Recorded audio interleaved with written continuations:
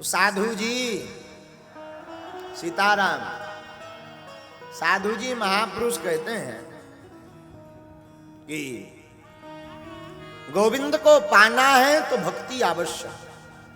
श्री सूत जी महाराज सौनकादिक ऋषियों को कहते हैं आप भक्ति करो, भक्त बनो।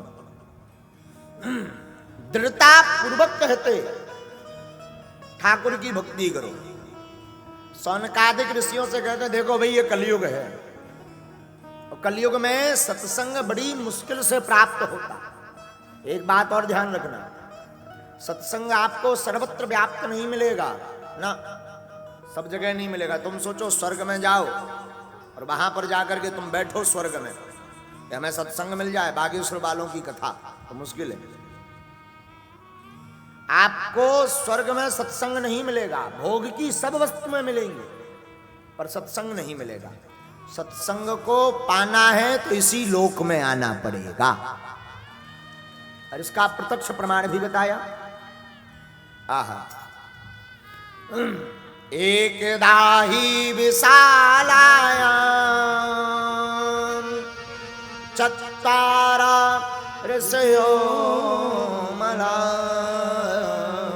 सत्संगार्थं समायाता ददृष्टतृणाम्। एक बार बद्रीनाथ में, जिसे विशालापुरी कहते हैं, बद्रीनाथ में 4 कुमार, सनत सनंदन सनातन सनत कुमार विराजमान थे। उसी समय नारद जी पहुंच गए, और जब नारद जी पहुंचे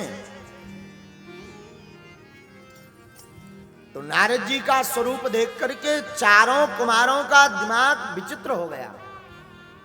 नारद जी मुख मलिन किए हुए, मुंह लटकाए खड़े हैं। ये चारों कुमार नारद जी के ही भाई हैं। तो नारद जी ने चारों बड़े भाइयों को, अग्रज भाइयों को प्रणाम किया। सनत कुमारों ने पूछा कथम ब्रह्मन दीन मुखा कुतश्चिंतान्तरो भवान् त्वरितं गम्यते कुत्र कुतसागमनं तव। नारद जी कहाँ घूम रहे? ये आपका मुंह लटका हुआ क्यों दिखाई पड़ रहा?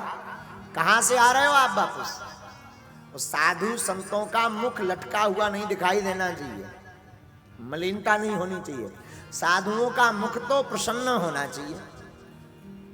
अरे आप तो साधु हो, आपका क्या किसी ने चोरी कर लिया या किसी ने हरण कर लिया?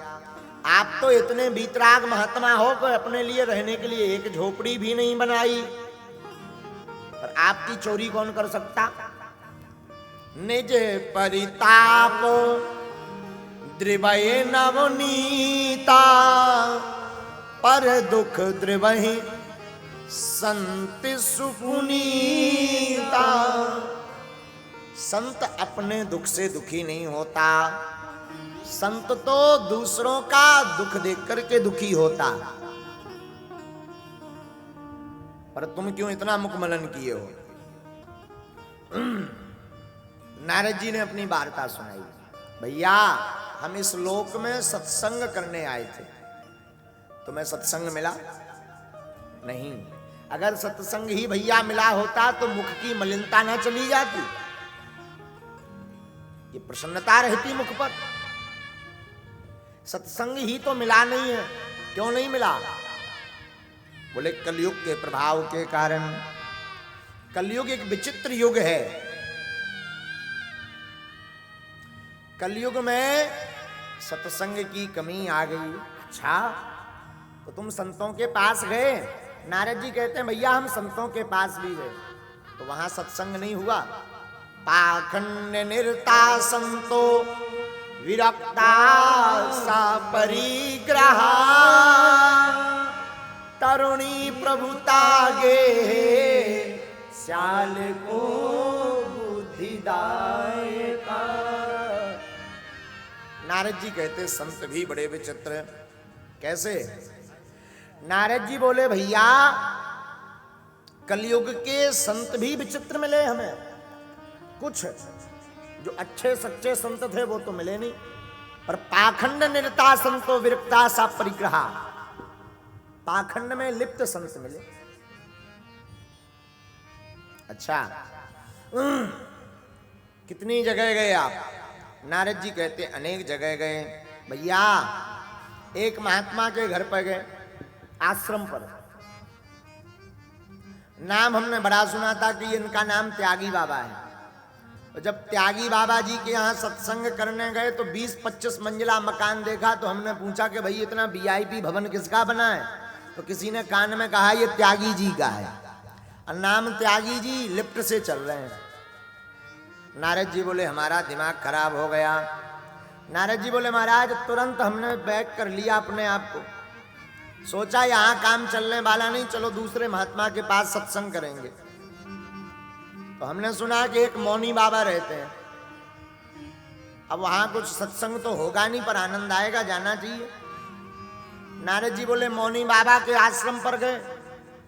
शाम के समय आश्रम के बाहर सो गए तो इतना शोर हुआ कि नींद ही नहीं आई।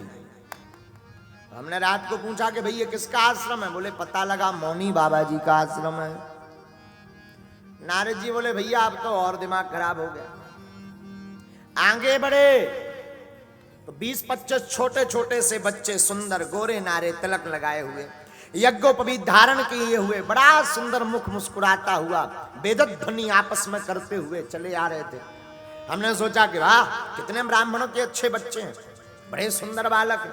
नारद जी बोले हमने तो धन्यवाद दिया, पर पूछा कि ये बच्चे किसके हैं? नारद जी बोले जब जवाब मिला तो हमें गस्त आते आते बच गया। बोले क्यों? हमने पूछा ये किसके बच्चे हैं? तो दूसरे महात्मा ने कहा ये ब्रह्मचारी जी के बालक हैं। अब तो और दिमाग खराब हो गया। नाम ब्रह्मचारी जी और टीम पूरी क्रिकेट की खड़ी करें। नारद जी बोले तो क्षण वहां से भाग लिया हमने, दूसरे महात्मा के पास गए। भैया दूसरे महात्मा के पास पहुंचे तो 10-12 भगवा रंग के बड़े प्यारे प्यारे कपड़े सूख रहे थे। और उन वस्त्रों को देख करके हमें लगा कि यहाँ का पर बहुत से महात्मा रहते हैं, अनेक महात्मा रहते हैं, सबके कपड़े सूख रहे हैं। हमने पूछा भाई ये किसका आश्रम है? तो बड़ा विचित्र जवाब मिला, ये आश्रम है नागा बाबा जी का। नारद जी बोले अब तो और दिमाग खराब हो गया। नाम नागा बाबा जी और कपड़े इतने रखे हैं कि पूरा एक गांव बन जाए। नारद जी बोले भैया वहां भी मन नहीं लगा, सोई वहां से चल दिया हमने। अब सोचा पाखंड निरता संतो विरक्ता सपरिग्रहा तरुणी प्रभुता गे श्याल को बुद्धिदायक।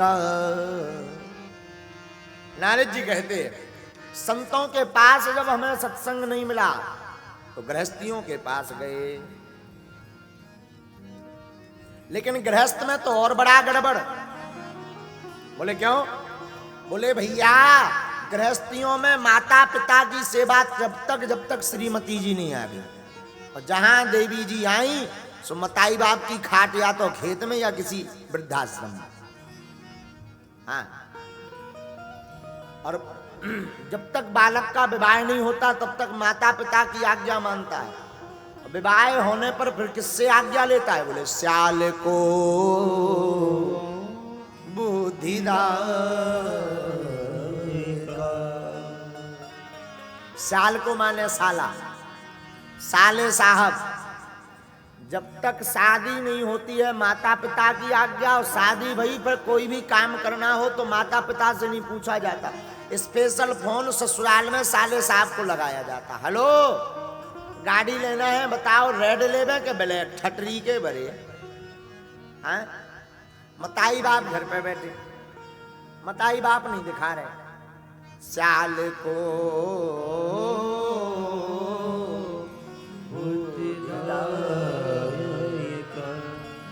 नारद जी बोले भैया गृहस्थियों के घर पे भी हमें आनंद नहीं आया। सत्संग नहीं मिला। अरे गृहस्थियों की तो और दुर्दशा है। कन्या विक्रयण, गृहस्थी तो अपने बेटी का विक्रय करते, बेटियों को बेचते, बेटी के धन का भोजन करते। ध्यान देना आज की कथा में, जो माता पिता बेटी के धन से भोजन करते हैं या कन्या को बेचते हैं, वो महापाप के भागीदार होते हैं। हाँ, हमने एक जगह पढ़ा, जो माता पिता अपनी बेटी के धन से भोजन करता है, उसे एक एक निवाले पर एक एक गौ माता का दान देना पड़ता है, तब उस निवाले का प्रायश्चित होता है। हाँ, इसलिए बेटी के धन को ना खाएं। कन्या विक्रयणो लोभा दंपति